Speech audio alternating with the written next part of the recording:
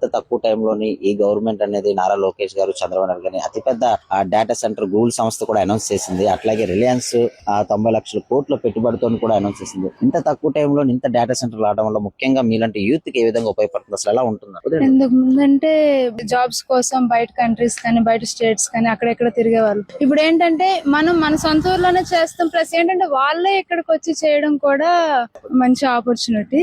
ఇదైతే మాత్రం మంచి విషయం అనే చెప్పుకోవాలి. అది ఇంకా ఎంత తొందరగా అప్డేట్ అయితే అంత తొందరగా ఇక్కడ ఉండే వాళ్ళందరికీ కూడా బాగుంటుంది.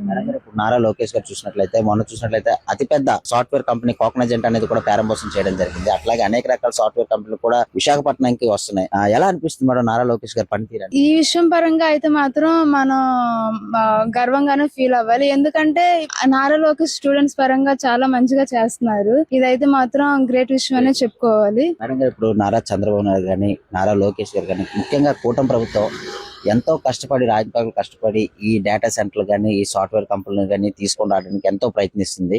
కానీ ప్రీవియస్ ఉన్న గవర్నమెంట్ వాళ్ళు, కార్యకర్తలు వాళ్ళు ఇది రాకుండా అడ్డుకుంటున్నారు. ఇది కరెక్ట్ అంటారా?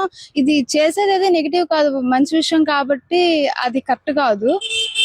కాబట్టి తప్పు విషయం కాదు కాబట్టి వాళ్ళు అలా చేయడం కరెక్ట్ కాదు.